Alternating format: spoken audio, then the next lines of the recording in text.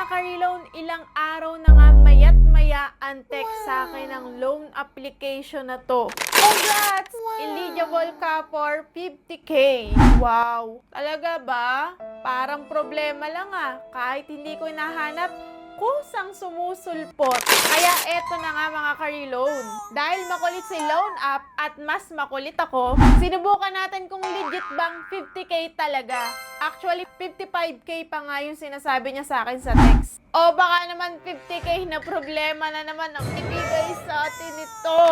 Bagong loan application pa lang siya sa eksena. Kaya syempre, ang tanong nating lahat mga ka-reloan, ito ba ang kaagapay sa oras ng kagipitan? O isa na naman itong easy apply ngayon? Iyak later na klase ng loan application. Kaya sa video natin na to mga ka-reloan, aalamin natin kung mabilis ba talaga ang approval, sulit ba talaga at talaga bang maaasahan natin to? Magkano ang posible nating makuha, buo ba talaga? At syempre mga ka-reloan, kung worth it ba talaga siyang subukan? O dapat iwasan na parang group project nung nag-aaral ka pa lang na ikaw lang lagi ang gumagawa.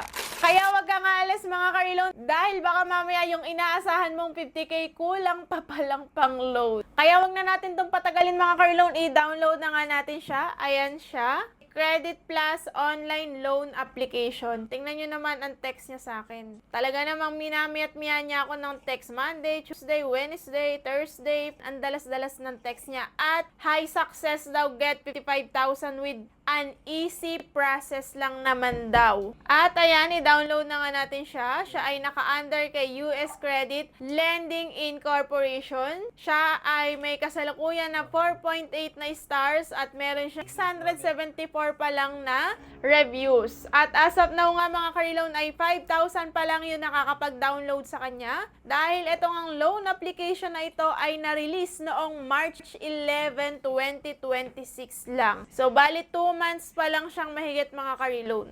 At syempre karaniwan naman kapag ka nagda-download tayo ng loan application, ito na yung lumalabas, yung kanilang privacy policy. So, agree na natin yan mga ka-reloan. Then, ito hingi niya na yung contact number natin, lagay na natin para masendan niya na tayo ng code. At pagkatapos nga nun, ito na agad yung pinaka-homepage nila. Credit Plus, maximum loan amount up to 50,000 daw. Loan terms 91 hanggang 360 days. And meron siyang daily rate na 0.05% interest. At nagbasa muna nga ako dito sa kanilang loan conditions at nakalagay dito, apply day or night, anywhere, right from your mobile device. Benefit from clearly stated low rates, no hidden fees, no surprises daw. So, tingnan natin yan. At ayan, para daw mas mabigyan niya tayo ng mataas na credit, kailangan natin siyang i-on sa ating settings. Then, ayan, mapupunta tayo dito sa ating usage data. Yan, kailangan natin siya diyang i-on. Then, pagkatapos niyan, eto na nga, meron lang tayong 4 na sasagutan sa kanya. Unang-una na nga dito ay yung ating ID information. Ayan yung ating ID type. At yung mga ID na kailangan dito ay UMID passport, driving license, SSS, PRC, postal ID, national ID na electronic, pwede rin GSIS and PhilHealth ID. Then pagkatapos nga nun ay syempre picturean daw yung harap ng ating national ID. Then kusa nang mapipila pa nito ilalim kapag malinaw yung ating pagkaka-picture sa ating ID. Then work information na tayo agad. Pwede nga dito yung housewife, student, and unemployed. So, kahit wala kayong trabaho, hindi naman dito naghahanap ng income proof, pwede naman. At ito nga yung mga sasagutan natin sa work information. Ayan siya. Kapag pinindot naman natin yan, usually kagaya ng mga nauna nating dina-download na loan application, lalabas naman na dyan yung mga dapat nating isagot. So, hindi naman na hassle. Pipiliin na lang natin. At nangingi rin siya ng ating email address. Pagkatapos nun ay i-next na nga natin. Dito nga sa pangatlo ay yung contact reference. Dito sa contact reference ay 2 lang yung kanyang hingi at ito ay nagdadirect ulit sa ating phone book list. Ganun lang kasimple. Then, meron naman dyang add more accounts depende depende sa inyo kung gusto nyo pang magdagdag. Pero i-next na natin yan. And dito sa pang-apat na sasagutan natin, personal information, facial recognition naman siya mga karilon. And ayan, isubmit na natin. At pagkatapos nga nun, ayan, credit plus na opera niya tayo ng loan amount na 7,000.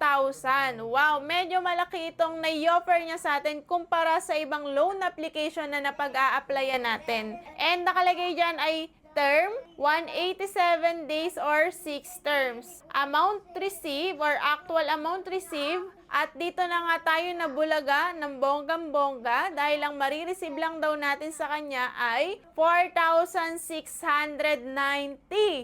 Ang loan amount natin ay 7,000. So, yung service fee niya ay 2,310. Sobrang taas. Yung 2,310 na yun mga ka-reloan ay risk management fee, 1,085. Then, account maintenance fee na 1,225. So, hindi naman nga hidden, hindi nga surprise, pero aatakihin ka naman sa sobrang taas ng kaltas. Maliwanag na nakalagay dito, actual amount received. So, mga ka-reloan, yun lang talaga yung matatanggap natin. 4,690.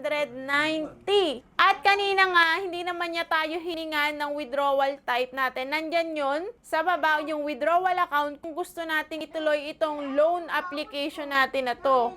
At yung repayment, unang pagbabayad natin sa kanya ay sa June 1 na. So, ngayon ay May 26, 27, 28, 29, 30, 31, 1. So, 7 days lang. Ang babayaran na natin sa kanya ay 7,538. Grabe to mga ka-reloan. Sobrang taas. Ito ay another loan shark na naman. So, sobrang easy ng pag-apply dito. Pero sobrang easy din na malulubog ka dito sa utang. Kaya para sa akin mga ka-reloan, ay hindi ko ito maire-recommend sa inyo. Pero disclaimer lang po, ito pong video natin na to ay for educational purposes lang, para lang makapagbigay sa inyo ng information and makapag-share sa inyo ng aking experience. Hindi po tayo agent, hindi po tayo nagpo-promote, nasa sa inyo po ang 100% na pagpapasya kung gusto nyong mag-loan dito sa mga loan application na to. At ayun nga mga ka-reloan, kung gaano siya kakulit mag-text ay ganun din ako kakulit para i-reject siya dahil alam niyo naman na ayaw natin sa mga ganitong klase ng loan application. At ayan nga mga ka-reloan, kanina sinilip ko ito, chinek natin siya sa SEC at legit naman na nakarehistro siya. Pero teka lang, ang nakalagay sa kanya ay delinquent. So kapag sinabi nating delinquent, ibig sabihin yan, may problema sa compliance, hindi updated sa requirements, o minsan hindi sumusunod sa regulasyon. Malamang, kaya ito nagkaganyan dahil sa sobrang taas ng kanyang patong or sa sobrang laki naman ng kanyang kinakalta sa loan amount. Kaya syempre mga ka-reloan, doble ingat pa rin tayo. Magbasa-basa tayo, tingnan natin mabuti kung magkano marireceive natin palagi at kung kailan yung unang pagbabayad at magkano yung unang yung babayaran. Hindi porket 50k yung offer sa atin na laging tinitext sa atin, ay automatic na happy ending na agad yun. Alam niyo yun, yung parang maraming nangangako sa inyo, ayun, akala mo okay na pero hindi naman talaga, di ba? At kasi nga mga ka-reloan, baka mamaya mabilis lang talaga yung pagtaas ng stress mo sa bayarin. So yun nga mga ka-reloan, dahil konti lang naman yung review sa kanya, sinilip na rin natin. Meron dito, marami nagbigay sa kanya ng 5 stars and magagandang comment, pass, approve, ganyan. Siguro mga agent niya lang to. Pero dito, may nagsabi sa kanya, not helpful, please do not text and invite me to apply. Totoo naman, wag na lang sana tayong i-text kasi hindi naman talaga siya makakatulong. And meron nga nagsabi dito na, meron ngang 6 gives daw, but technically, ay babayaran lang natin to in 1 week. And 5K approve yung loan sa kanya, then 3K lang yung nakuha, tas ibabalik niya ng 5.5K after a week. So parang yun sa atin, 7K yung in-offer. Pero ang matatanggap lang natin 4,000 plus, then babayaran natin na 7,000 plus pa. So, eto siya mga ka-reloan, 7,000 yung in-approve niya sa atin. Then, ang marireceive lang daw natin doon ay 4,690. And meron siyang interest na 60.72 sa loob lamang ng 7 days. Dahil ang babayaran natin ay 7,538. Bali, ang tubo niya ay 2,848. So, tubo bawat araw ay 406.86. And per day, 8.67% per day. Grabe yan mga ka-reloan. Parang kada gising mo, may bagong dagdag kang bayarin sa sobrang taas. So, yun lang mga ka-reloan. Kung nakatulong sa inyo itong video natin, please like. Mag-comment na rin kayo ng experience nyo dito kay Credit Plus, kung kayo ba ay na-approve, at magkano yung loan amount na na-offer sa inyo, then magkano yung inyong na-receive.